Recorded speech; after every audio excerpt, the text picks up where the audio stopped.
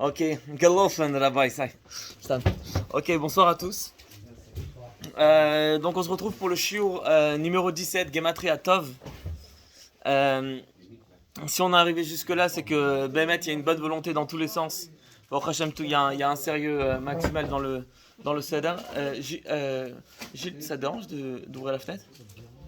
Parce que j'ai le sang chaud, je suis tunisien. Toiv. Regardez, la semaine dernière, j'ai envie de faire un mini récap de ce qu'on a vu il y a 2 semaines pour capter vraiment ce qui se passe. Il y a 2 semaines, on a appris 2 règles. Les 2 règles, on aura besoin de retenir ces 2 règles pour cette semaine. Il n'y a pas besoin d'avoir compris tous les détails, toutes les questions de Rabbi Yitzhak à Israël la semaine dernière, etc. Ça suffit juste de comprendre les principes. Les 2 principes sont les suivants. La première chose, on va commencer par la règle la plus simple, comme ça je vous échauffe un petit peu.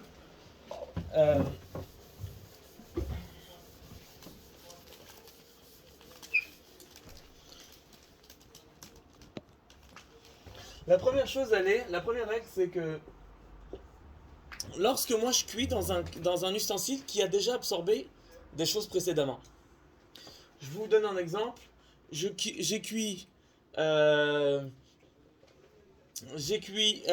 fait chauffer des pâtes avec du fromage dans ma casserole halavi. Donc ici j'ai une casserole halavi. J'ai mis dedans des pâtes au fromage. Donc on va dire qu'il y avait 90% de pâtes. Et il y avait 10% de fromage dans ma casserole. Ok, fromage. Maintenant, ça c'est ce qui fait que ma casserole elle est halavi. Parce qu'en fait, on a déjà appris dans le chapitre 93 qu'en fait, ce qui est absorbé dans une casserole, au bout de 24 heures, le goût il se détériore. Donc le goût il est pas bon. Un goût pas bon, la Torah elle a interdit de manger du lait et de la viande. Dans notre cas, elle a interdit de cuire, de profiter et de manger. Donc ce qui nous concerne à nous, c'est la partie manger, parce que là j'ai cuit, ou bien savoir... c'est-à-dire qu'en fait, si ce que j'ai cuit, c'est pas comestible, ça s'appelle pas une cuisson de lait et viande, parce qu'une cuisson de lait et viande, c'est pour le manger. Donc tant que c'est pas comestible, c'est pas interdit. Donc c'est pour ça que si ma casserole, elle a 24 heures, elle a plus de 24 heures depuis sa dernière utilisation, mon plat, il est kasher. Ouais. Propre, non? Hein? Ah oui, évidemment, on parle d'une casserole propre. On parle de ce qui est absorbé dans l'ustensile. Maintenant, si moi, la seule exception qu'on a mentionnée... De la viande dedans? Hein? T'as pas le droit de faire cuire de la viande. Mais si tu la cuis, eh bien, la viande, elle n'est pas interdite si l'ustensile il avait plus de 24 heures. Parce que les Chachamim, ils ont eu peur, en fait, de base, d'après la Torah. C'est intéressant, en fait. C'est-à-dire que tout le principe de cachériser les ustensiles, c'est seulement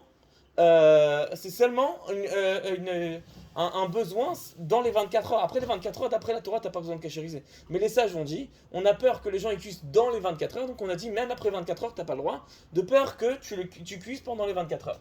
La seule exception dans laquelle, et ça va être aussi l'une des raisons pour lesquelles les sages ils avaient besoin d'interdire, la seule exception dans laquelle, après 24 heures, ce qui est absorbé dans l'ustensile, il va être bon, il va être goûtu, c'est quand on cuit un plat épicé. Un plat épicé, les épices, elles ont la force, de même que le sel, c'est un exhausteur de goût, donc il va renforcer le goût qu'il y a dans un plat, et bien ça va aussi aider à améliorer le goût qui est à l'intérieur du plat. Donc ici on a exception, on va faire exception, dans quel cas 24 heures, plus de 24 heures, c'est pas bon, c'est dans le cas où c'est harif. On connaît déjà le terme. Ok, mais c'est quoi qui est bon en fait alors de base? Hein? C'est quoi qui est bon de base? C'est-à-dire quoi? Dans quel cas c'est kasher? Ouais. Moi j'ai cuit mon plat de viande après plus que 24 heures de la dernière cuisson halavi. Mais t'as pas fait exprès quoi? Hein? Tu l'as pas fait exprès.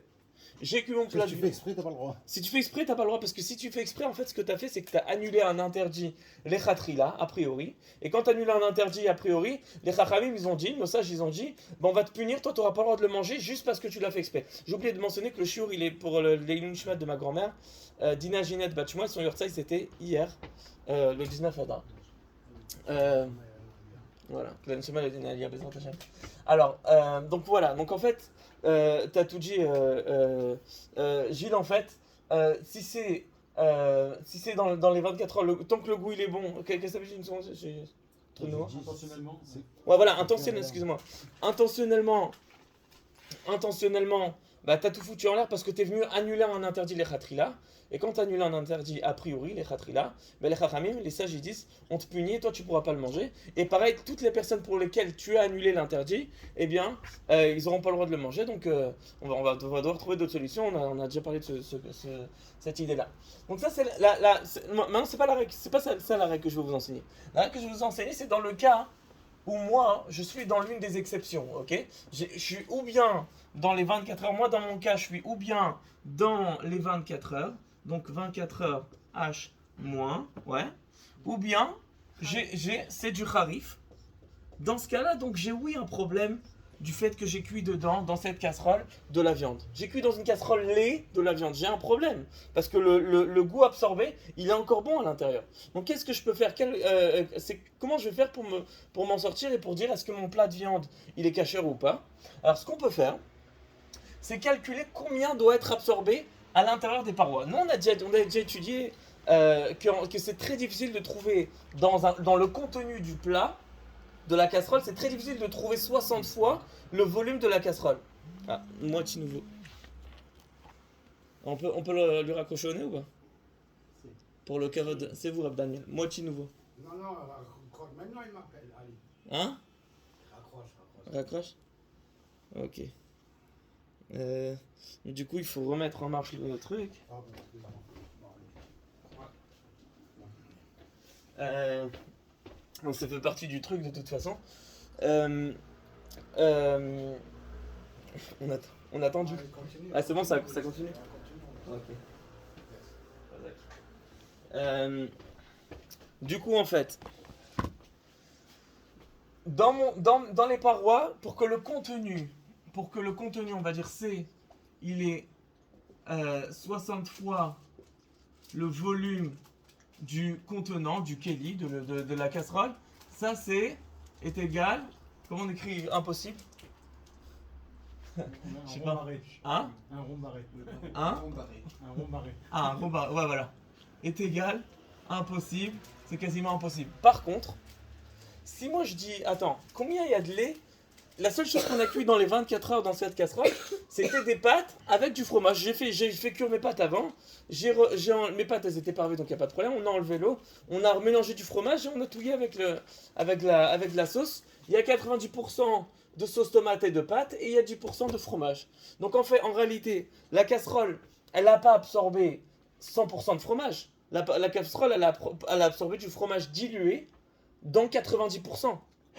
Donc en fait, comment je dois calculer dans mon plat de viande? Est-ce que j'ai 60 fois la casserole? Je ne dois pas le calculer 60 fois la casserole. Je dois calculer en vrai dans mon plat de viande 60 fois 10%. 60 fois 10% de la casserole. Je crois que attends, mais non, il y a Khayal. Khayal. Mais Thierry Sachem. Khayal Betzil Sachan. T'es général? Hein? T'es général dans Tzivot Hashem? Encore. Pas encore, bientôt. Donc je garde notre Khayal Tzivot Hashem. Donc dans ma casserole, donc dans mon cas à moi, ici, où j'en suis, j'ai besoin de 60 fois 10% de ma casserole, du volume de ma casserole. Et ça, c'est tout à fait plausible de trouver, c'est pas impossible du tout. Donc en fait, ça c'est la première règle, c'est comment calculer. Les 10%, c'est le 10% du volume du plat de la casserole. Parce qu'en fait, on dit comme ça. La casserole, on ne sait pas combien elle recrache. On ne sait pas combien elle absorbe, combien elle recrache. Donc nous, on évalue selon toute l'épaisseur du métal de la casserole. Ouais. Mais ça va faire aussi de l'eau. Donc maintenant, Inachinami, il y a de l'eau. Tu vas calculer seulement le pourcentage de fromage, de halavit qu'il y avait dedans. Donc tu sais qu'on a vidé un petit sachet de Hermitage à 100 grammes. On sait qu'il y a 100 grammes dedans. Tu calcules 6%. hein, 6%, tu sais, voilà, tu dis qu'il y avait 1 litre, il y avait 1 litre dedans. Bref, tu fais ton calcul, et tu calcules seulement le pourcentage de la casserole, de combien le fromage il a été dilué. Et le fromage, les 10%, c'est 10% du keli ou 10% du plat? Tout dépend ce qui t'intéresse. D'accord. Le pire. Hein? Non, le moins, non, le moins. Parce qu'en fait, venons là, on dit comme ça. Moi, imaginons que moi j'avais pas mis beaucoup de fromage dans mes pâtes. J'ai mis 3 grains j'ai mis 3 petits morceaux d'emmental. J'ai pas besoin de calculer 10% du keli de la casserole, parce que la casserole, 10% de la casserole, ça peut être beaucoup. Moi, je peux calculer tout simplement le 60 fois les trois petits morceaux de fromage, parce qu'il peut y avoir que ça qui est absorbé dans la casserole, il peut pas y avoir plus. Donc en fait, je vais calculer le moins, le maximum de fromage qui a pu être aspergé qui a pu être imprégné dans le cli, absorbé dans le cli, dans la casserole, c'est ça que je dois calculer. Bref, pour faire simple, on dit 10%, comme ça on comprend les règles, après qu'on comprend les règles, une fois qu'on a les règles, on peut jouer tout seul. Ok, ça c'était règle numéro 1. Règle numéro 2 qu'il faut absolument retenir. D'accord, C'est- attends. Quand on fait ça, 10%, ça ramène à quoi à la fin? Hein, ça ramène à ce que... Ouais, bah, bien vu. Donc ça veut dire quoi? Ça veut dire que moi j'ai cuit de la viande. Donc on va dire j'ai cette casserole-là. Ouais. Cette casserole-là, j'ai cuit dedans de la viande. J'ai cuit dedans, on va dire, 1 litre de viande, ok? 1 litre de viande. 1 litre, c'est pas que du liquide, hein, un litre, c'est une quantité... Voilà, ici tu as 1 litre 5, ça peut être 1 litre 5 d'eau, ça peut être 1 litre 5 de viande, 1 litre 5 de sauce, peu importe. 1 litre c'est un volume, ouais, c'est un espace. Donc 1 litre, j'ai cuit dedans 1 litre de plat de viande, c'est un plat général, il y a de la sauce, il y a des boulettes, etc. Mais j'ai pris 1 litre de viande, ok. Dans ce litre de viande, on dit bah il faut annuler le fromage qui était dans les parois de la casserole. Donc comment j'annule ce fromage? Je dis si dans ce litre-là, il y a 60 fois les 10% de mon plat d'avant, les 10% de l'épaisseur de la casserole en simple, ouais, du volume de la casserole, ce qui est tout à fait possible, on va dire, si la casserole n'est pas très grande, etc. Eh bien, mon plat est égal. Le plat, la viande, elle est cachère. Je vais dire de mettre 2 fois égal. La viande, elle est cachère. Et par contre, l'ustensile, il doit quand même être cachérisé parce qu'il a absorbé et du lait et de la viande. Et tant que tu n'as pas enlevé le lait et la viande, on va pas te permettre les khatrila d'utiliser cet ustensile plusieurs fois. Donc c'est pour ça que le din, il est, la viande, elle est cachère et le keli, on va dire la casserole, ouais, doit être cachérisé. On va dire comme ça, voilà. Après la cuisson de la viande. Oui. Ouais, après la cuisson de la viande. Oh, ok, Noah, il m'appelle. Yes, Noah. Yeah. Tu prends Ça suffit. Je vais avoir mal aux dents. Do it any way you can, any way you can. On a tout pris là. Moi j'ai pris juste un peu. Il y a d'autres sachets là, non? Ah, so I'm Ça, c'est... gonna send it to you in a different form. Okay. Okay, yeah, give me a second. Okay, thank you so much. Okay. Ah, yeah, you figured it out? Okay, great. Okay, thank you so much. Anyway, if not, just text me. I'm gonna send you in a different way. As soon as you can. We started the show already. Yeah. Okay, thank you so much. Bye. Ok, désolé les amis, je vous ai vraiment fait un balagan aujourd'hui. Toiv. Donc ça c'était la première règle. On va la prendre en photo comme ça vous avez un tableau. Oui, Youssef Mouel. Mais 10%, ils peuvent aller dans tout le... Ouais, ils sont dans tout le Kelly. Bah, Il voilà. dit en fait, regarde, le Kelly, il absorbe pas directement du fromage. Le Kelly, il absorbe le mélange de pâte et fromage. Donc le mélange des pâtes et fromage, il est absorbé dans ça. Donc c'est comme si tu avais pris la taille du Kelly, tu prends dans ton plat de pâte au fromage, tu prends le volume du Kelly. Combien il y a de fromage dedans? 10% de ça, c'est du fromage. Parce que le fromage, on considère qu'il est mélangé à de parties égales, de façon égale dans tout le Kelly. C'est pour ça que tu n'as pas besoin de calculer plus ou moins que 10%. C'est 10% qu'il faut. Après les casseroles sont pas des éponges. Hein?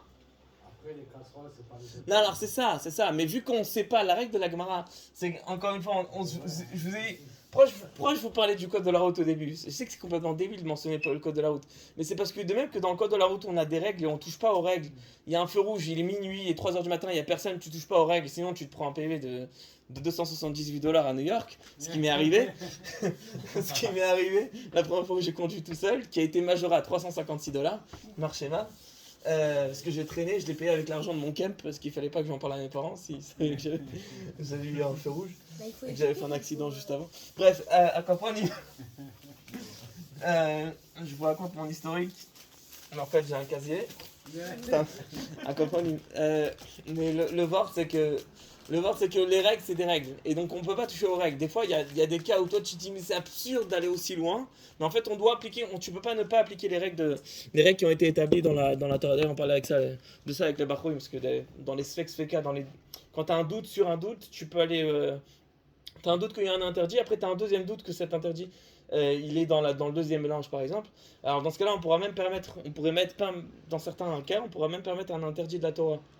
Donc on parlait de ça, dans quel cas on peut... Bref, il y a énormément de règles. Est-ce que vraiment les règles, elles sont mathématiques ou est-ce que c'est un peu une logique de la Torah qui est pas forcément une logique mathématique. Bref, mais la vérité, c'est que c'est un mélange des deux, en fait. C'est-à-dire qu'il y a un niveau où, en fait, les maths... C'est-à-dire que ça va être plus une croyance que... Ça va être plus sur quoi tu veux compter que mathématiques. Il y a un moment où c'est plus mathématique, c'est censé être... des règles. Ok. Alors, ok, donc ça c'était le premier point qu'on devait voir, qu'on avait vu la semaine dernière. Le deuxième point, ouais. Du coup, les 10%, s'il y a moins de 10%, non. Si la casserole, non, par rapport au volume de la casserole, Ouais. les 10%.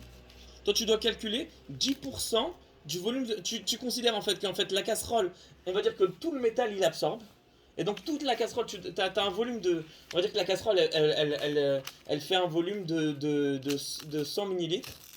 Tu considères que toute la casserole, elle a absorbé les 100% le plat de pâte. Donc le plat de pâte, il était dilué à 90%. Donc tu dis, j'ai 10% de la casserole qui est fromage. Et c'est ça que tu dois D'accord, mais annuler. après la viande, par rapport à la viande, quoi. Et donc par rapport à la viande, tu as 10% de la casserole, ça veut dire que tu as en fait 10 millilitres sur 100 millilitres de la casserole, du volume de la casserole, qui s'est mélangé avec ton plat de viande et que tu dois annuler. Et comment tu annules ces 10 millilitres? Tu as 60 fois 10 millilitres en fait.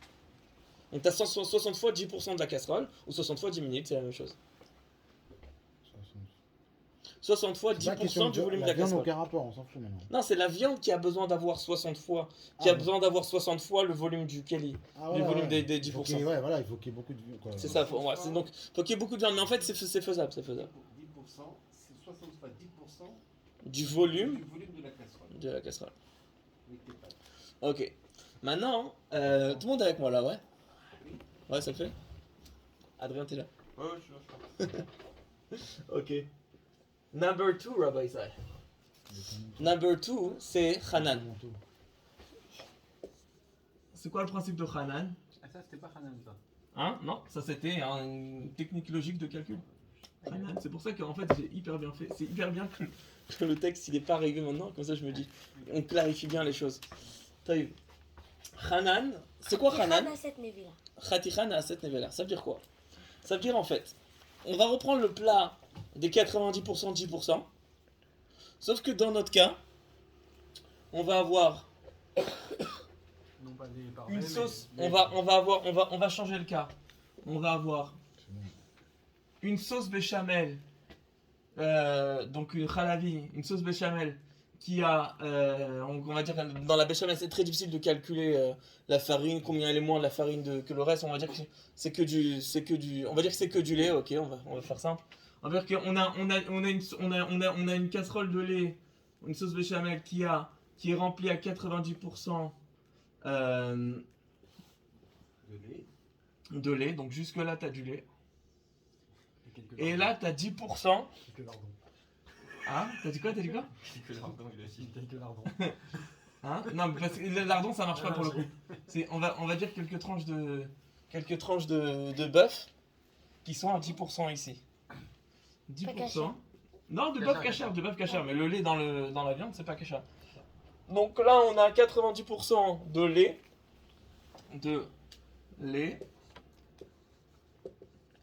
et 10% de viande. Hein? C'est pas compliqué, t'as un morceau de viande qui tombe dans ta casserole de lait. Bah, le morceau de viande, il peut faire 10% du contenu. Ah oui, bon. Déjà, tu le jettes, mais après, Ouais, tu le jettes, mais alors on va dire... ce qui devait de ta casserole. 100%. Maintenant, je vais te dire encore plus simple. Que tu le jettes ou que tu le jettes pas, je caillard. Ok, on remercie Noir pour son service de ouf en urgence en plus. Thank you so much, Nair. It was crazy. Hein? Yeah, that was pretty crazy. You saw all the spiders? I did. Stuff. Yeah. Ok. You have any left? Anything left? Nothing left? Hein? Ah, les bonbons? Non. It's not worth it. Non, seriously? It's okay. Pas aucun bonbon? Non. I don't have any. Yeah, there's one over here. Are you One? disgusted by this? Mais c'est à qui? It's Ça fine? va, je lui donne. Thank you. Enjoy. Et moi, Yeah, je vais. Ah, pizzas are coming. Pizzas are coming. Have one. No, I'm serious. Hein? Qu'est-ce que Yeah, a tu few fais? pies. Oh, maybe. Yeah, stop by. Stick around. He's coming soon. I'm hungry, so I'm staying here. Okay, great. Non, mais si le lait il est froid et qu'il y a 10% de viande qui tombe dedans. Ah bah tu nettoies la viande et basta. Évidemment, le cas dans lequel on parle, on va pas s'envoyer. En fait, l'idée elle est comme ça. C'est pour ça que Voilà, l'idée elle est comme ça. Ici, que tu enlèves la viande ou que tu n'enlèves pas la viande, ça change rien parce que quand la viande elle est tombée dans le lait, tu sais pas combien la viande elle a donné son goût dans le lait. Tu dis, il y a peut-être 5% de la viande, peut-être 10%, peut-être 90%. Donc comme tu sais pas mettre la limite, les Chachamim ils ont dit, je vais te dire c'est quoi la limite, c'est toute la quantité de la viande. Donc que tu aies enlevé la viande ou que tu n'aies pas enlevé la viande, ça change rien en fait dans ton cas là, dans ce cas-là. Oui. Dans tous les cas où il y a un mélange, il faut que toi tu puisses comment extraire. ils deviennent Parce que la viande, comme là c'est chaud, la casserole elle est chaude, la viande elle crache son goût dans le lait. Ouais. Et là, donc là, dans le lait, tu sais pas combien de goût de la viande a été craché. Donc tu dis qu'il y a un mélange. Donc maintenant, dans tous les cas, on va enlever la viande, ok? J'enlève la viande, on filtre la sauce, comme ça s'assurer qu'il n'y a plus aucun morceau de viande. Maintenant la question c'est quoi le dîne de ma sauce? Est-ce que dans 10%, tu peux pas avoir 60? C'est sûr que t'as pas 60, donc forcément ton lait, il est aussi assourd. Donc ici, le résultat c'est quoi? Est égal, donc ça plus ça est égal 100% issour. 100% issour parce que tu as un mélange de lait et viande ici. Mais c'est pas fini. Hein? Ça fait que commencer. Ça fait que commencer. qu'est-ce qu'il a dit de la Hein? récipient? Hein? Qu'est-ce qu'il a dit? Oh, alors maintenant, qu'est-ce qu'ils ont? On a 100% issour. Tu refais ton Cet issour là, Mais peut-être qu'il y a 60 fois plus. hein? Bah non, dans ils disent 10%. 90. 10% de 90%, c'est sûr que c'est pas 60. Reb Daniel, il est avec nous. Oui, pourquoi? C'est un cas qui se passe à Midbar, chas v'shalom. À Midbar, ça se passe. Aïe, aïe, Si aïe. m'amène du lait, ça commence déjà mal. Hein? Déjà, ça commence. Mais s'il y a un baron qui vient demander une badoie et qu'il a une pizza dans la main et sans faire exprès, parce que ça nous est arrivé, il a failli me frapper, Reb Daniel. Hein? Alors? Oui, mais pas juste au mid-bar, pas de... Non, on va pas sortir là sur un restaurant. C'est quoi l'histoire? Bon, alors attends. Stam, je suis Non, rentré parce que avec c'est ma bizarre. pizza, Stam, sur le côté. Normalement, Il me dit, ah, t'as pas le droit de rentrer avec ça. Pourquoi je fais pas le bichou de chichim de la viande par rapport au lait? Ah, parce qu'il n'y a pas chichim. Il y a 90% de lait et 10% de viande. Khlet. Eh pas. Oh! Qu'est-ce qu'il est bon. Je crois que vous avez faim, moi j'ai faim. Hein? On va pas manger de viande, hein. Quel crack. On remercie Reb Sam. Je fais ça. Ouais. Nah, you deserve to be in the picture today. We're gonna do the picture now so we can. Ça donne ça, là. Hein? Ah, d'accord. Non, j'ai une commande spéciale, moi. Ah, you want to be? Ok. Sam, vas-y.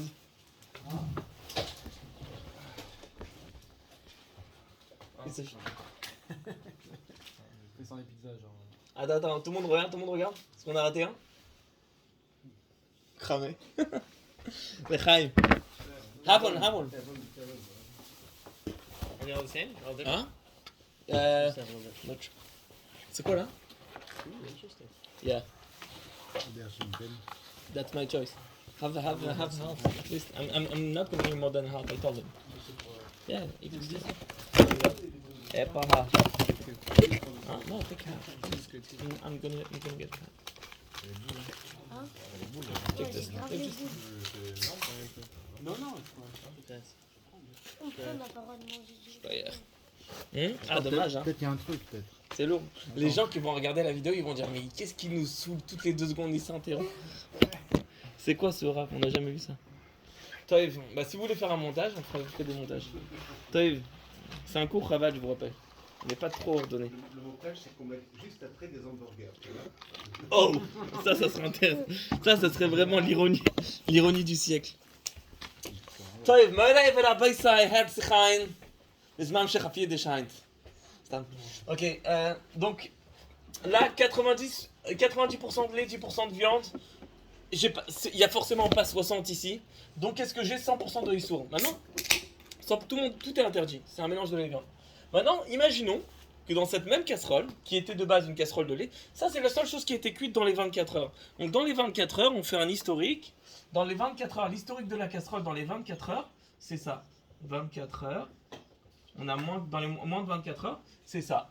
C'est ici. Ça c'est l'historique. Moi maintenant dans cette casserole de base c'est une casserole lait. Donc moi j'ai dit attends, cette casserole lait, je l'ai pas mis de côté, ou je l'ai mis de côté, la femme de ménage elle a rentré. Et j'ai cuit 6 heures plus tard. J'ai cuit dedans. Ouais, tu veux ça? Merci. Ouais. J'ai cuit dedans. Non, c'est une casserole lait, on va cuire du lait. Soyons logiques. Donc là, 6 heures plus tard.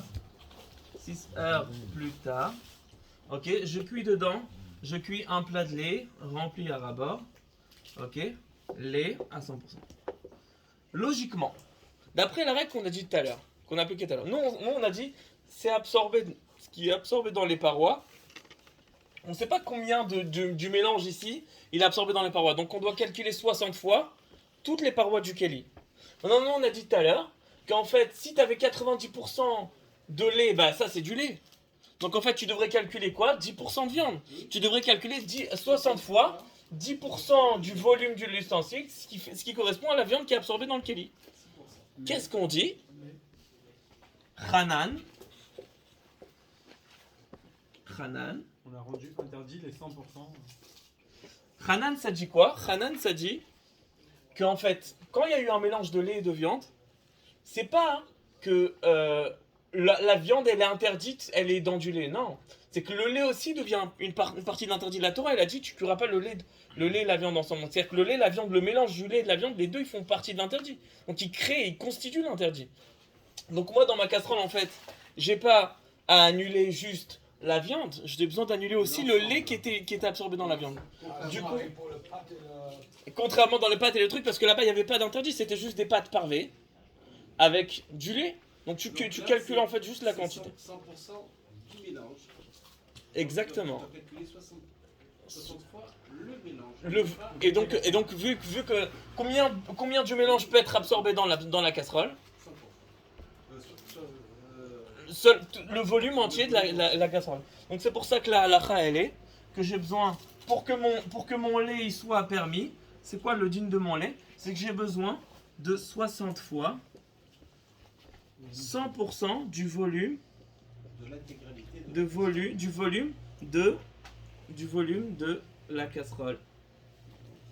Bref, en gros j'ai besoin de 60 fois le volume de la casserole, ce qui est impossible. Donc bref, en gros c'est mort.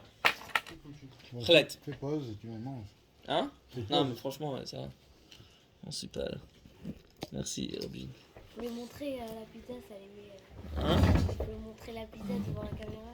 Hein? On a pris la photo, ça va être. Ça va aller avec. Ah, tu veux les énerver? Mais toi, t'es encore plus énervé parce que toi, tu la vois en vrai, tu peux pas manger. Moi, je peux énerver les autres personnes. Oh, allez, fachotte. Ah, ok. Tu sais que c'est Midat Dam un peu ça. J'ai pas envie de te rajouter shalom, hein. Non, je rigole. Non, mais c'est Midat de. Mitzvah de charrier les autres, etc. C'est mitzvah. T'as vu? Stam, il y a un chanteur que j'aime beaucoup.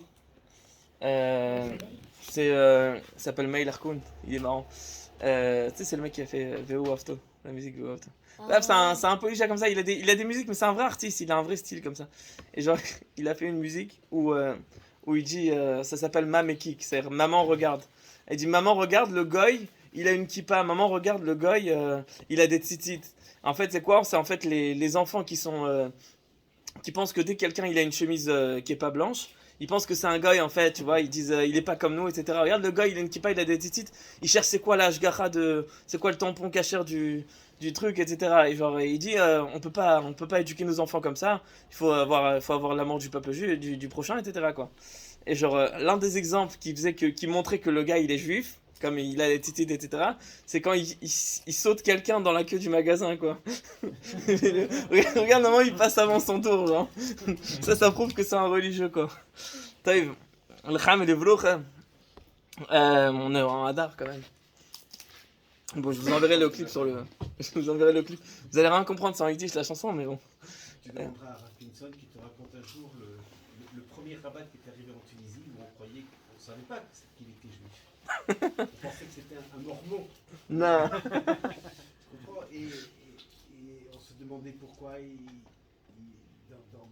dans la tfila, il allait plus vite, où il sautait des trucs, où il rajoutait des trucs en plus. On se demandait vraiment, c'est pas possible qu'il soit juif, c'est pas possible.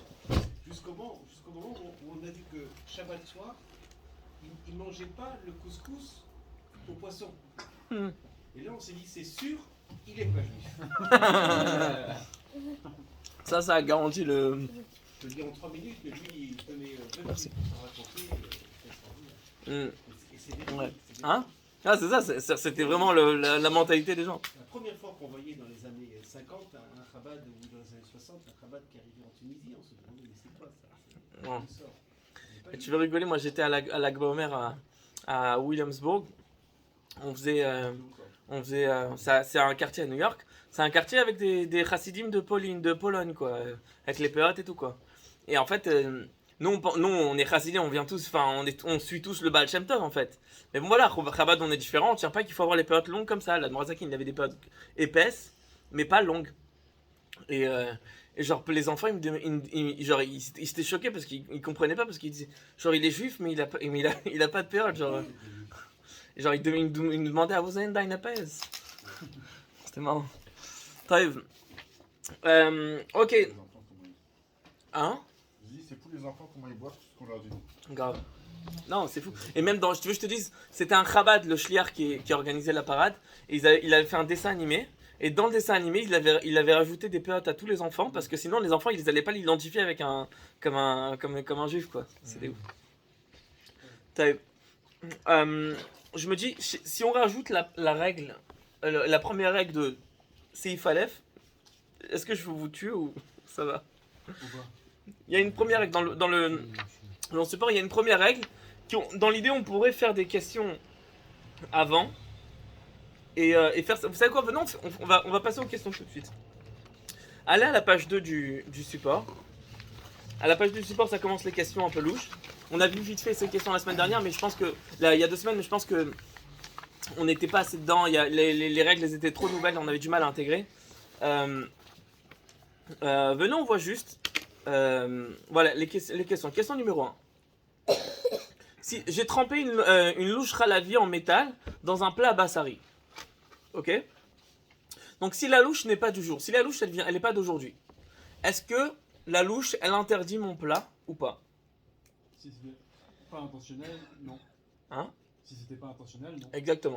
Donc pour faire simple, la louche elle n'est pas censée interdire mon plat. Pourquoi? Parce que ce qui est absorbé comme lait, comme halavi dans ma louche, c'est devenu avarié parce que ça a passé 24 heures, c'est pas du jour. Donc on dit c'est permis. Que fait-on si la louche est du jour? Comment calcule-t-on ce qu'elle va cracher? Donne plusieurs cas de figure. On va en donner déjà un. Le premier cas de figure à prendre en compte, on va dire, moi la louche halavi, la dernière fois que je l'ai utilisée dans les 24 heures, c'était pour mélanger mes pâtes au fromage avec 90% de pâtes et 10% de fromage. Donc en fait, qu'est-ce que j'ai besoin? Comment je calcule? J'ai besoin de calculer 10% Du volume de la louche. du volume de la louche. Maintenant, combien de la louche va rentrer et va donner du goût à l'intérieur du plat? Seulement la partie de la louche qui a été immergée dans le plat. Donc en fait, la partie de la louche qui a été immergée dans le plat, je vois jusqu'où c'est allé. Je vois où elle est la marque du plat de viande. Et je dis voilà, cette partie de la louche, faut que je mesure son volume. Et je dis voilà, je dois avoir 60 fois 10% de cette louche-là. Ça le fait? Oui, c'est comme le numéro 1. Exactement, comme le numéro 1, on n'a rien rajouté ici. Maintenant, un autre cas de figure. La vérité, les autres cas de figure, on va les laisser pour l'instant. Pour l'instant, dans la don, on va noter seulement un seul cas de figure. Maintenant, numéro 3. Je sais pas jusqu'où j'ai rentré la louche. La louche, je l'ai rentrée dans le plat, je sais pas jusqu'où je l'ai rentrée. Alors, comment tu calcules? Le Rachal, il dit que tu calcules jusqu'à combien c'est l'habitude de rentrer dans la louche. En général, quand tu prends des morceaux de viande dans un plat, dans un pot-au-feu, un plat où il y a de la viande en sauce, dans la casserole, jusqu'à combien tu vas rentrer la louche. Si c'est une casserole profonde, bah, tu vas pouvoir, tu as cherché à rentrer jusqu'en bas, bah, tu vas devoir calculer jusqu'où la louche elle va rentrer. Donc en fait, c'est même une grande partie du manche de la louche, tu vas devoir rentrer. Tu vas devoir calculer, ouais. Ouais, pour faire juste un petit. Ça soit vite. On a compris, Hein? Ouais. C'est logique. Ouais. Ouais, donc bref, en gros, dans un plat profond, tu as calculé jusque-là. Si c'est une poêle, tu vas devoir calculer dans une poêle, tu fais rentrer seulement le bout, le bout de la truc, donc tu vas calculer jusque-là, etc. Attends, Pour excuse-moi. le rose marmite, on ne calculerait pas, quand on les fait, on va essayer de faire un but difficile. Parce qu'en fait, Attendez, on ne va pas essayer de juste voir jusqu'à où la nourriture est allée. C'est une bonne question. C'est une super bonne question. Le Pri Megadim, il explique en fait que dans une casserole, il y a de la buée, et la buée elle fait que tout se mélange, parce que le fait que l'ustensile il a des parois, alors ça fait que tout ce qu'il y a autour, ça va se mélanger.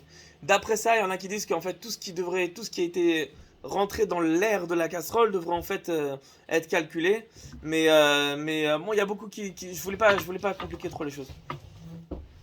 Mais ouais, en soi c'est une bonne question, mais en fait c'est à cause de la buée que ça se mélange. Non, parce que c'est la même logique. Ouais. C'est à cause de la buée que ça se mélange. C'est vrai. C'est à cause de la buée que ça se mélange. Mais en soi, dans la majorité des cas, ça suffit de calculer. On vous fera un update. Je vous dis la vérité, c'est que quand on apprend des règles en nouveau, si je veux vraiment vous donner tous les données qu'on a besoin de prendre en compte pour donner une halakha, on n'en finit plus. C'est-à-dire faut vraiment s'asseoir pendant longtemps. Donc moi, en fait, ce que j'ai compté faire, c'est que là, on apprend les règles, on apprend des questions juste pour intégrer les principes. Et quand on fera les questions de la Chazara, vous aurez vraiment tous les données pour... je vous dirai, voilà, ce djinn-là, vous pouvez dire vous-même, et vous pouvez l'appliquer à la maison. Cette halakha-là, vous ne pourrez pas l'appliquer à la maison, parce que sinon, c'est trop... Là, en gros, on calcule l'intégralité de la louche, c'est tout. Ah, mais si tu calcules l'intégralité de la louche, t'as pas de question. C'est sûr que ça tu peux faire. Mais en réalité, si on parle, t'es dans une poêle, calculer une poêle avec quelques morceaux de viande, calculer l'intégralité de la louche ou juste le bas ça c'est un big deal. C'est un big deal. Mais ouais. En soi, La louche, il faudra la cachériser. dans tous les cas, la louche tu la cachérises. La casserole. Alors la casserole, tout dépend du plat. Si le plat il est permis, la casserole elle est permise. Si le plat il est interdit, la casserole est interdite. Parce qu'en fait, Non, je parle pas dans ce cas-là, je parle du premier déjà. ouais, dans tous les cas.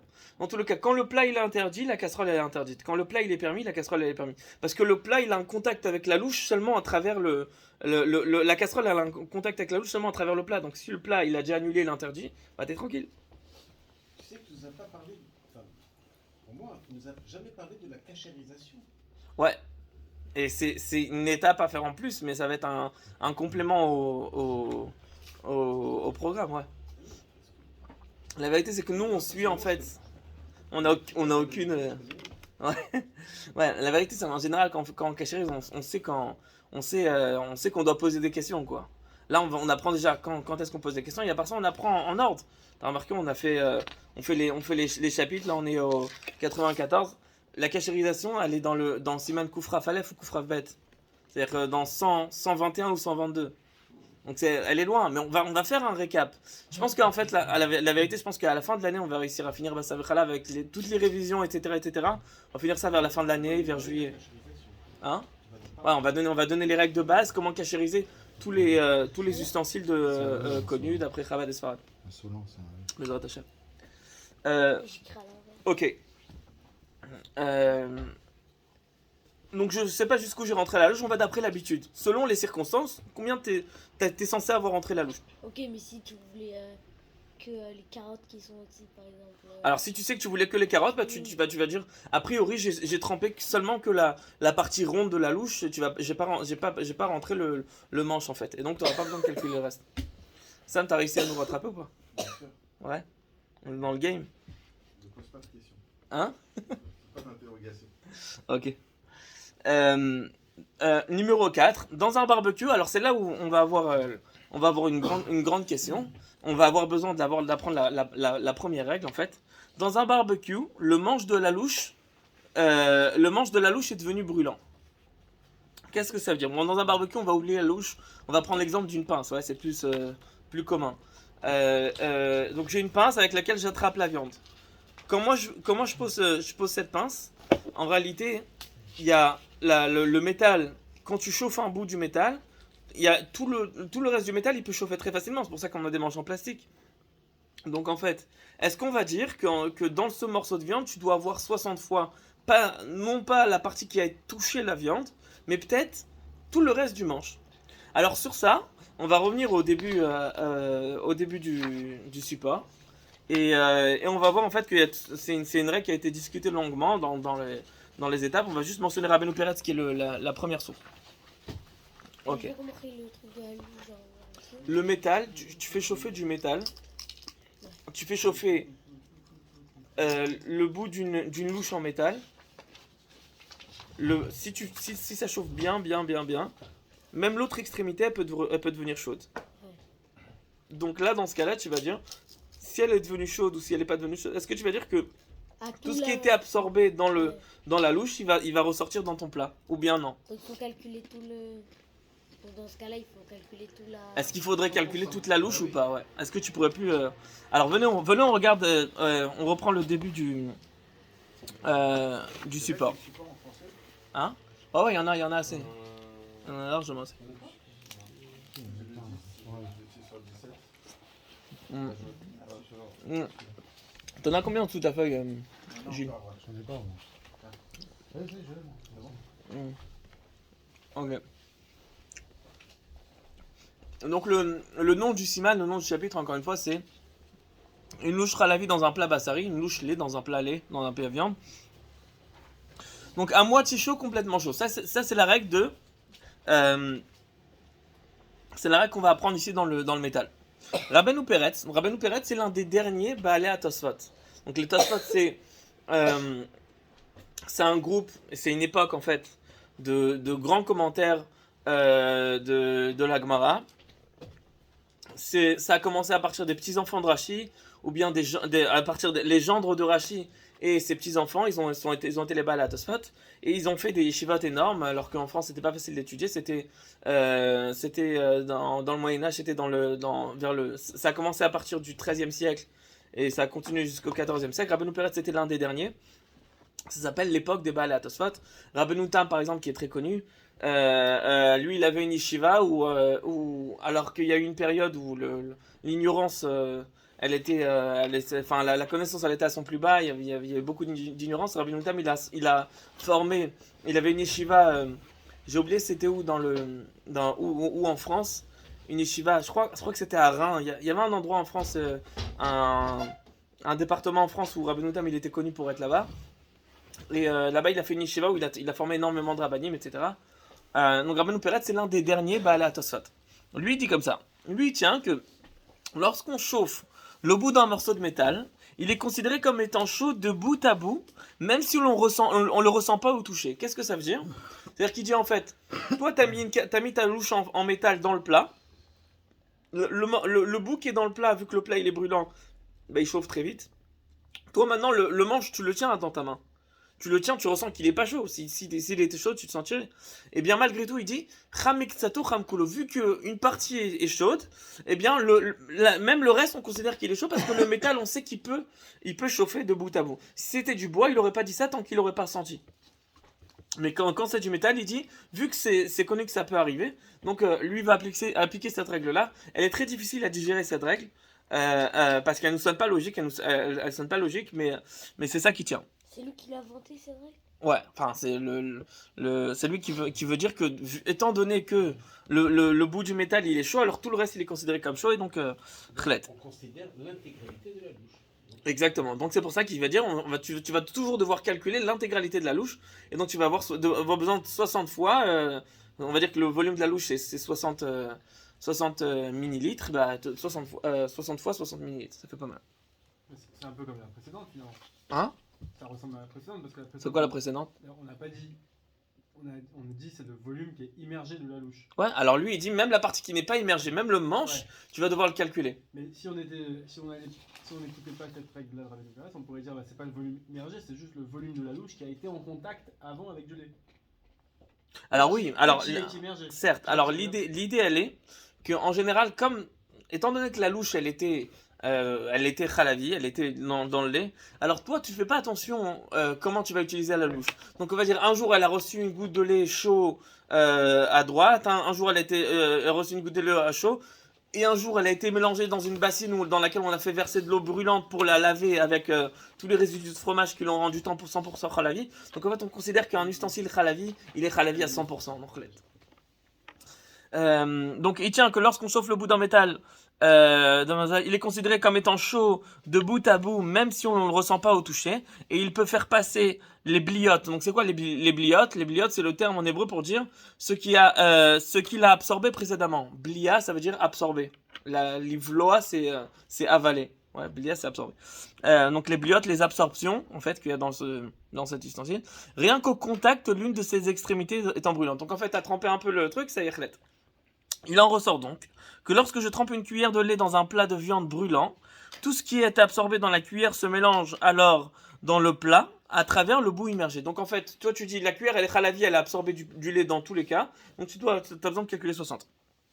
Le Shulchan Aruch, qu'est-ce qui tient? Ça c'est Rabbeinu Peretz, c'est un Tosfot, c'est un très grand décisionnaire, mais on pense pas, quand j'ai le Tosfot d'un côté et je le Rambam, le Rif et le Roche et le Ran de l'autre côté, ben on va pas forcément prendre son opinion. Du coup, Alors, il faut faire 60 fois toute la. d'après Rabbeinu Peretz. Maintenant, la question c'est quoi la halakha? Est-ce qu'on tient de son avis? Alors le Shulchan Aruch, on a vu tout à l'heure que nous on calcule seulement la partie qui a été en contact, qui a été immergée dans la sauce. Oui. Donc tu vois qu'en fait on tient pas à Rabbeinu Peretz. Donc qu'est-ce qui va oui tenir le Shulchan Aruch? On ne tient pas totalement de cette opinion, car selon lui, tant que le manche de la cuillère n'est pas immergé dans le plat, il n'y crache pas son goût. Il dit, même si on va dire que le manche chauffe et que toi tu le ressens pas, les particules sont chauffées d'une certaine façon, tant que c'est pas immergé, ça crache pas son goût. Dans quel cas il va être d'accord, le Shulchan Aruch avec Rabbeinu Peretz, que tu devrais calculer tout le manche, même s'il n'est pas immergé? Tu as immergé une grosse partie du manche. Hein? Alors, non, mais même la partie qui n'est pas immergée. Alors, on vient, on voit. C'est quoi immergé? Immergé, ça veut dire tremper, quoi. Donc, pour rester kasher, le plat ne nécessitera donc pas plus de 60 fois la partie de la cuillère immergée dans la sauce. Cependant, d'après de nombreux commentaires, Sepharad et Ashkenaz confondus, donc il y a le Chavadat, il y a l'Admorazaken, il y a le Magen Avram, il y a énormément de Chavadat en Sepharad. Il y a énormément d'opinions qui sont séfarades et ashkénazes. Si la cuillère est en contact avec du feu comme dans un barbecue, donc un barbecue c'est un contact direct avec le feu, et que le manche se met à chauffer au point de devenir brûlant, donc le manche tu sens toi-même qu'il est brûlant, alors là il crachera de son goût dans l'aliment se trouvant dans le feu, et ce dernier devra avoir un volume de 60 fois le volume de la cuillère entière pour annuler son goût et rester caché. Là aussi, c'est pas tout à fait rationnel. Moi, j'aurais jamais dit ça tout seul. Il fallait qu'on me l'enseigne. Parce que moi, je vais dire, ok, certes, mais il y a juste le bas de la pince qui va toucher le morceau de viande avec le feu, etc. Le reste de la pince, il touche pas à la viande. Donc comment la viande elle va absorber du reste de la pince? En fait, l'idée, c'est un peu que les particules du métal, ils chauffent totalement. Et du coup, on considère que le métal, ça devient comme un conduit, comme si c'était un tuyau dans lequel tout ce qui est absorbé dans le métal, il va couler dans la viande, quoi. C'est un peu comme ça qu'on regarde le. Avec le feu, c'est un peu plus logique. Exactement comme si c'était une cuisson. Sauf que là, c'est un peu plus difficile à comprendre parce que le métal, on voit qu'il est solide, on voit que, a priori, c'est pas si facile d'extraire les liquides. Mais c'est là où la règle, elle est un peu. C'est-à-dire, ça peut se passer à un certain niveau, on a du mal à croire que c'est totalement, mais c'est la règle qu'on applique. Avec le feu comme ça, brûlant, ouais. voilà, brûlant, c'est plus compréhensible que dans une casserole chaude, quoi. Ouais. Avec les flammes, quoi, je parle. Ouais, c'est ça. Alors, si on parle dans le feu, parce que dans une casserole chaude, en général, je pense que le manche, il chauffera jamais à ce point-là Ouais. à devenir brûlant. Mais l'idée, elle est que à partir du moment où le feu, il est brûlant, en fait, si ça se passe dans une casserole, si le manche, il est brûlant, même dans une casserole qui a un contact avec de l'eau, là aussi, tant que le manche, il est brûlant, il crache tout ce qu'il a. C'est juste que ça arrive jamais. C'est comme ça que c'est mashma, ça a l'air d'être comme ça dans les termes de l'Admorazaken, si vous regardez. Dans Seif Haïné, c'est comme ça que j'ai compris moi. C'est que ça se passe jamais tant que c'est pas un contact direct avec le feu. Tant que t'as pas un contact direct avec le feu, la pince, le bout de la pince, il va pas devenir tellement chaud. Mais dans l'idée, à partir du moment où il est chaud, il crache tout son goût. Ça c'est En fait, l'idée. ils disent à peu près comme Rabbi Pérez, sauf qu'ils disent que c'est que si la truc elle est Tu brûlante. sens qu'elle est brûlante, exactement. Et parfois, t'as des petits cafés, tu remets pas avec la cuillère, tu remets avec le manche de la cuillère. Ouais, Tu vois. Imagine, t'as une petite goutte de lait dans le café et tu remets avec une cuillère viande ouais, avec le manche. ouais. Bah, on va dire que le manche, il est considéré comme Il est froid. Khalavi. Hein? Ah, le manche, Non, tu... c'est le manche d'une cuillère viande Ouais. mais qui est froid. Tu Ouais. l'as pris dans le placard, t'es trompé. Ouais, mais dès qu'il est trempé dans le verre, Ouais. et si le café tu touches, il est 40 degrés. Si le café il est à 40 degrés, on considère que le métal il est à 40 degrés parce que tu peux pas savoir sinon. Ok. Et vu que c'est une cuillère qui est tout le temps utilisée avec de la viande, bah on dit bah elle a absorbé partout de la viande. Bref, it's tricky, hein. C'est un peu. Mais bon, en fin de compte, on sort avec des règles qui sont, on arrive à suivre la logique quoi. Ça va les gars? Who's lost over here? Hein? Non, franchement, non, ça va. On arrive à s'y retrouver quand même. Faut réviser, faut truc. La vérité, c'est que j'avais parlé faire un bilan de révision. Et peut-être au milieu, avant qu'on finisse, on fait déjà un bilan de révision sur ce qu'on sait. Et je sais pas, dites-moi vous, est-ce que vous pensez que ça vaut le coup de faire avant Pessar un ou deux cours où on fait plein de questions-réponses, et on étudie ensemble un bilan de révision pour bien mémoriser tout ce qu'on a appris. Et on en refera un deuxième à la fin de l'année. Ouais, 2 dernières pratiques. Hein? Ouais, c'est pour les. Après, moi, je me pose la question, est-ce que ça vaut le coup? Parce qu'en fin de compte, il y a 2-3 simanim. Il reste encore 2-3 chapitres qui sont pas forcément aussi longs. Il y a 2 chapitres et demi en fait. On finit les chapitres. Ouais. Ouais, ça vaut plus le coup. Parce que j'avais mentionné, hein, j'ai dit, je sais pas. Mais tu te donnes la date de l'évaluation individuelle, comme ça je viens pas. Je vais vous dire, ça sera la semaine d'après. Après, hop, je vous fais un. Je préfère à distance. C'est l'apéro surprise. Ça peut être à distance. Là. Pas de soucis. Alors, Fais des QCM, pas. hein? Fais des QCM. Ah non, même pas en rêve. Je comprends, moi j'ai une chance. Hein? Non, je vous fais des questions et des réponses. Je vous donne des feuilles. Chacun il va avoir un paquet de feuilles avec des questions et des réponses. Donc vous rentrez à la maison avec, vous les apprenez. Et après on aura un contrôle avec que les questions. Et je C'est bien ça. Ouais. Maison Daniel. Et vous voulez que je vous dise, j'espère que Rav Abishid il va venir pour interroger les Bachorim. Il m'a dit qu'il allait faire une tournée en France et qu'il a des élèves à Marseille qu'il a envie d'aller voir. Il a dit peut-être que je m'organise pour venir à Nice et venir pour le deuxième Ifran des Bachorim, le deuxième truc. Donc je me dis peut-être on fait un Ifran, Rav Pinzan, Rav Abishid, comme ça vous êtes Birfeuille de vous êtes base. quel? Hein? Birfeuille de Batman. Mais il te pose des questions à toi, pas à nous. Hein? Ah non, à vous. Mais je lui donne la liste des questions. Moi, Ah non, j'ai moi, honte, moi. ce soir-là, j'irai au cours du Rav Belchikri. Il va annuler pour venir, tu vas voir. Et vas-y, c'est Rav Abishid, il vient. On va le mettre dans les juges. Ouais, c'est bien, c'est 25, je crois. Hein? Oui, 29, je crois, 29, Je crois, 29. J'ai vu ça aujourd'hui. Ouais, fin mars, il me semble, C'est il un saurait lundi. pas. C'est un ami. Bah, comme d'habitude, il faut bien qu'il. Non, non, c'est cette fois-ci. Et les autres soirs, c'est pas un Il me challenge. semble que c'était 25. Le lundi, c'est plus un challenge. Ça me stresse. Là, parce qu'il y a un autre cours à planter, quoi. Ça me stresse. Ah non, ça pas. Il y a un cours. Non, ah non, c'est le 29, je crois. La vérité, quand tu sais c'est quoi les questions qu'on peut te poser. Mais c'est pas lui qui demande. Hmm? C'est pas lui qui demande. Si. Ah oui, mercredi aussi. Parce que là, si j'ai pas la question. Bon, on verra. comme ça, T'inquiète pas, y a pas besoin de stresser maintenant, c'est sûr. Ouais, c'est 29. Ok, venez, on lit quelque chose dans les mots parce que franchement, on n'a rien eu dans les mots, ça fait 2 semaines. C'est pas possible, bon, ça fait 2 semaines qu'on n'a pas fait cours, mais bon. Ok, c'est Tzadik Dalet. On va lire rapidement le cam. On a déjà franchement tout dit, mais à l'oral, on va lire dans les termes du Shulchan Aruch et du Rama. Atorev kaf rolevet begdera shel basar. Celui qui trempe une cuillère. J'ai commencé à lire juste parce que t'as fermé les fiches. Vas-y, m'a chauffé dessus. Atorev kaf rolevet begdera shel basar. Celui qui trempe une cuillère chalavi, begdera shel basar, dans une casserole de viande. Oh, il fera ou bien le contraire. Ouais, c'est pareil, évidemment. Mesharim bechol ma shenitrav mimenu bagdera. On calcule selon tout ce qui a été immergé de la cuillère dans la casserole. Aga, donc ça veut dire note. Note, donc c'est la note du rameau. Youssef, moi, tu veux les aider à être à la page? Imakaf ben yomo, si la cuillère elle est du jour même, dainu sheshimshubo beklirishan tormet leet. Le rameau il précise quand est-ce que tu as ce problème, quand est-ce que tu dois te poser la question, est-ce qu'il y a 60 fois la partie immergée? C'est seulement quand la cuillère elle est du jour même. Si la cuillère elle est pas du jour même, dans ce cas-là t'as pas de question. Et ça veut quoi du jour même? C'est-à-dire qu'elle a été utilisée à une chaleur de klirishon, une chaleur de 40 degrés qui a été chauffé sur le feu dans les 24 heures. Viesh Mishomer, et il y a quelqu'un qui dit, celui-là c'est Rabbeinu Peretz, chez Imakaf Shel Materet Mesharim Bekulo, que si la cuillère elle est en métal, eh bien, Mesharim Bekolo, on doit calculer contre tout le volume de la cuillère.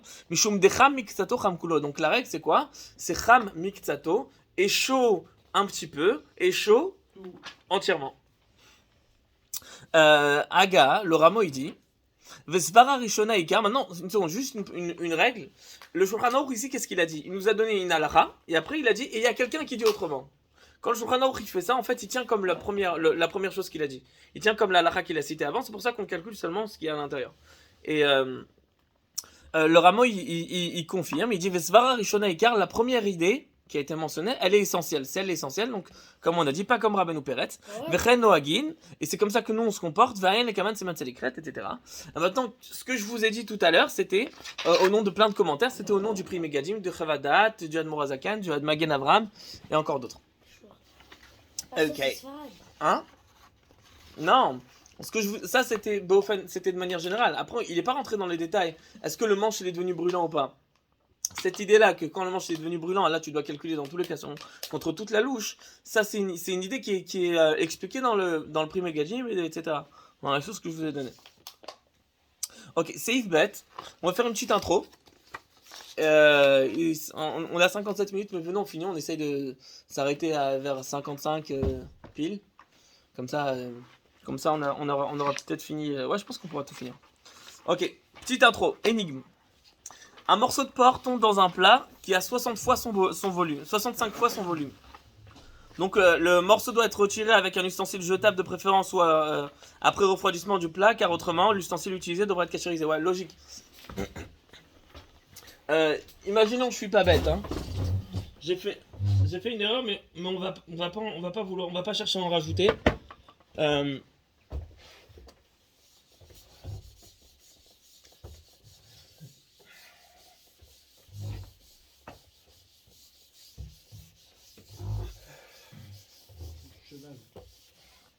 Oui, ah bah oui. pas un morceau de cheval. Attends. On commence avec le porc.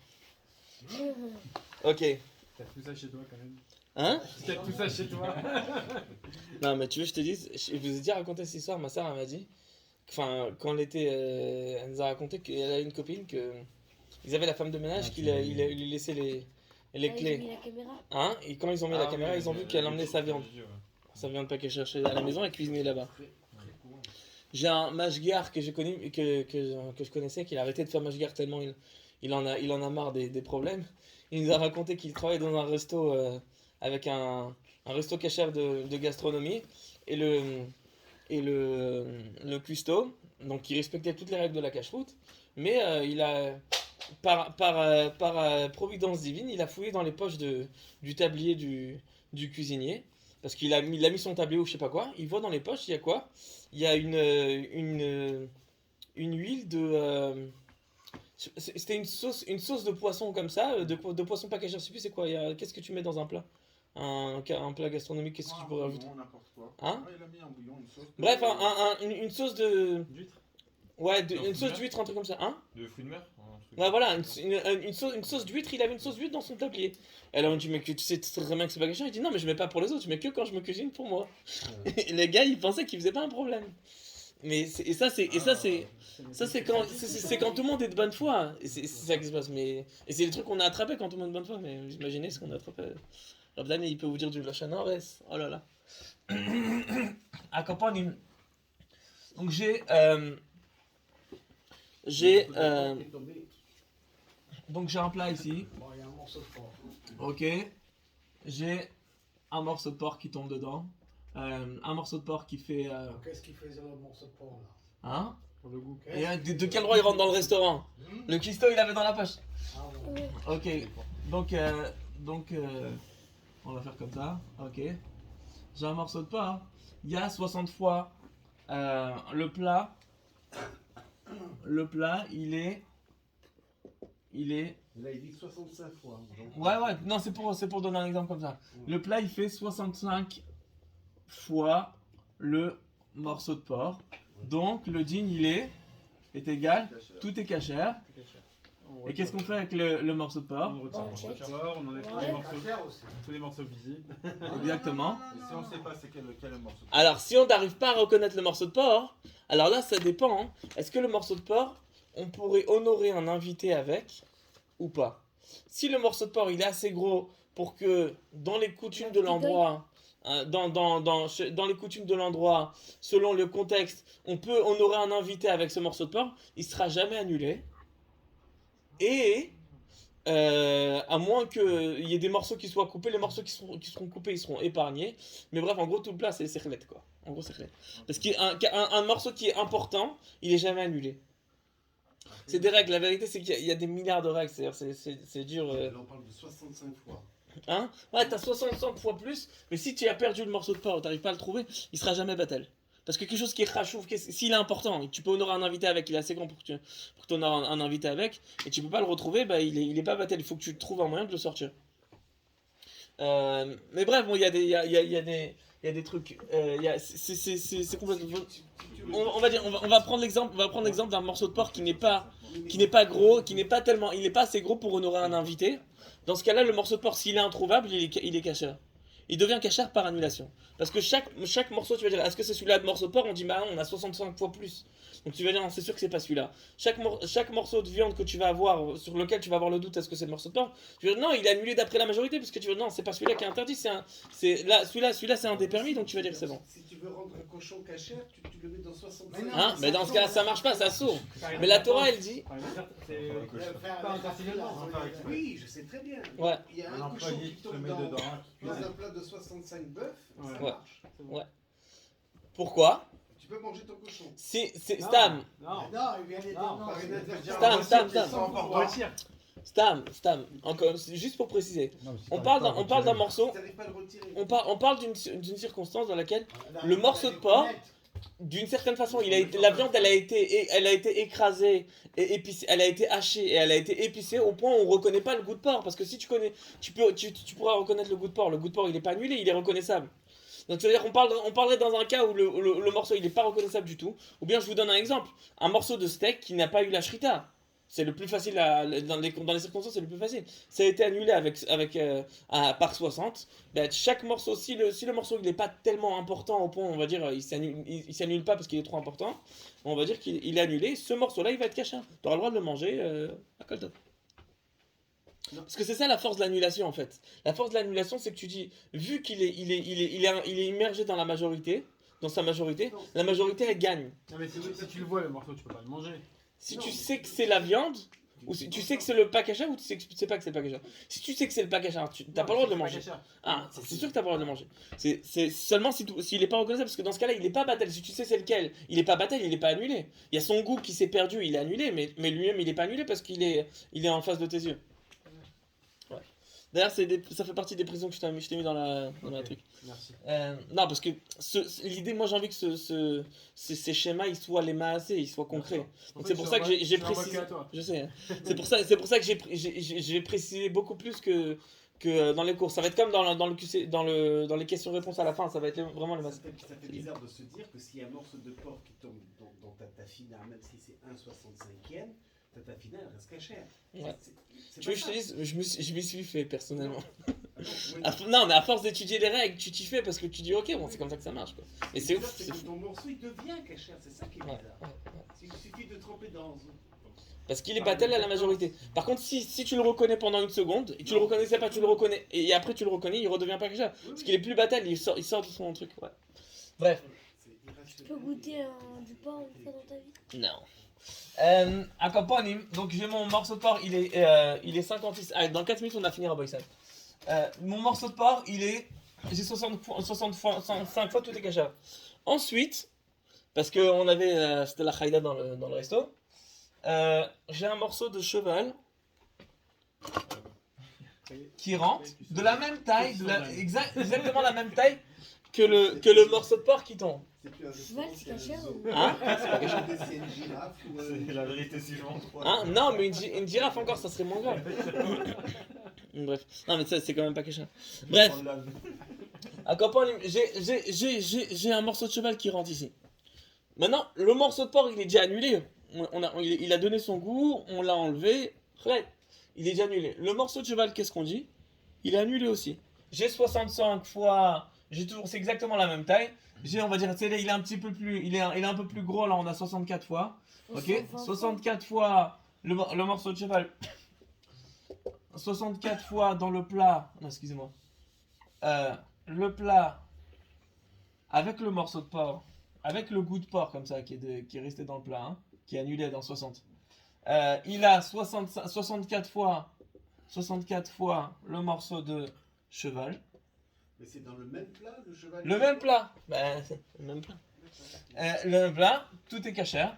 Ça devait être 120 fois. Ok, tété, cachère. C'est une spécialité Pourquoi? niçoise. Pourquoi tout est cachère? Parce que c'est toujours Madame Michel. Parce qu'il est annulé dans 64% de terre parce que le goût du porc il est devenu permis. Si maintenant, il y a un blé qui veut en rajouter et qui me rajoute un troisième morceau de porc encore une fois de la même taille. C'est la Khaïda. C'est la Khaïda. C'est la cata, c'est la Catastrophe. Ok. Si y a un troisième morceau de porc, qu'est-ce qui se passe? Alors là, hein, qu'est-ce qu'on va dire? On pourrait dire, le cheval il est permis, le porc il est permis. Bah ça, tout est devenu permis. Hein, c'est la formule magique. Donc on dit le porc il est annulé. Il a encore annulé. Là on dit quoi? On dit non. Il y a une règle qui s'appelle Choser Venior. Le goût du porc qui était annulé, il va se réveiller dans le plat, parce que maintenant on a plus 60 fois contre lui, donc en fait c'est pas comme si qu'il avait totalement disparu, il était là, c'est juste qu'il se ressentait pas. Maintenant t'as rajouté encore un morceau, il se ressent, donc en fait ce goût de porc, le 3, il va réveiller son pote, ici, hop, et ils vont te faire un attentat de Al-Qaïda. Il faut que Et ce soit Khaled. le même porc ou des Hein porcs différents, c'est pareil. Il faut qu'il ait le même goût en fait, Ok. ça va d'après le goût. Comment tu sais le goût du porc? Hein? Ah, tu demandes à Michel, celui qui a fait tous les problèmes. Ok, donc celui-là, il va te rendre, he screw everything. He screws Mais everything. Mais Oui. déjà à partir de deuxième. Non, parce que. Non, je l'attends cette Le leçon. cheval, il donne pas le goût au. Oh, Il réveille pas le. good point. Certes, celui-là, c'est un interdit, le cheval, mais il a pas le même goût que le porc. Donc il va pas réveiller le goût du porc. Il va avoir un autre goût. Tu veux que je te dise, t'as une majorité d'interdits. Mais c'est juste que t'as 15 goûts. T'as 15 goûts d'aliments pas cachers qui vont s'associer. Il y a même pas il y a 20% de la casserole qui est pas cachère. Elle va s'annuler dans le cachère parce qu'ils tombent chacun qui rentre il devient moutard et chacun qui rentre il a un goût différent de l'autre donc il va annuler le goût des autres. Et le troisième, c'est quoi? Tu dis quoi? C'est du porc ou du cheval? Du porc, le même porc qu'ici. Ah, d'accord. C'est pour ça que le porc, Et si c'est de la viande de. Si c'était du chameau, il serait encore annulé tant qu'on a 60 fois. Tu as compris la camia? Ça revient au premier. Hein? Ouais, ça s'annule, ça continue à s'annuler. Accorde-toi. Ça continue. Si ça c'était du chameau Oui. et qu'il y a 65 fois plus ou 60 fois plus, ben il s'annule le chameau. Et le problème, c'est qu'ici c'est du porc et que vu qu'on n'a pas 120 fois le morceau de porc, si on avait 2 fois 60, ben Ça fait 37, ça. Ouais. Exactement. Ah, c'est pour ça qu'il y a besoin de 60. Hein Non, c'est pour ça que ça change pas. On a dit qu'il y a 65 fois pour donner un cas où. À chaque fois que tu rajoutes le chameau, le cheval, la girafe, le rhinocéros, tout ça. À Colton. Non, sans déconner. Hein Je te jure. Une spécialité. Tu vas demander aux Bachorim, ils étaient aussi choqués que toi quand ils ont appris ça dans le chapitre Et 98. est-ce que quand tu imagines, je sais pas, Ça voit, vous vous amusez bien ce soir Imagine- parce qu'il est 10h02. c'est un cas de dingue. personne n'a fait aux fesses. T'avais comme ça une bassine avec dedans 40 viandes différentes, Ouais. des petits morceaux de viande différents. Ok. Ouais. Tu fais tomber, donc chacun n'annule pas, enfin chacun est annulé. Après le morceau suivant que tu fais tomber, tu comptes 60 Putain, fois. mais il faut que chacun il soit annulé dans la majorité. Hein. Absolument. Est-ce que tu comptes 60 fois du volume de ce qu'il y a de cachère ou du volume total? Parce que tu vois, t'as augmenté le volume. Non, alors c'est ça la force. C'est que chaque morceau qui s'est rajouté, Non. son volume, Ah, il vient aider à annuler le reste. Ah, c'est... Bref, je suis en train de perdre tout le monde là. Donc en gros, Moi, je si je veux juste arriver à une conclusion, revenons à nos bœufs. Dans le cas suivant, comment est-ce qu'on peut appliquer la règle précédente? Bon, on fera la semaine prochaine. Razak les amis. C'était une bonne celle-là. C'est intense. C'était intense. Allez, Razak.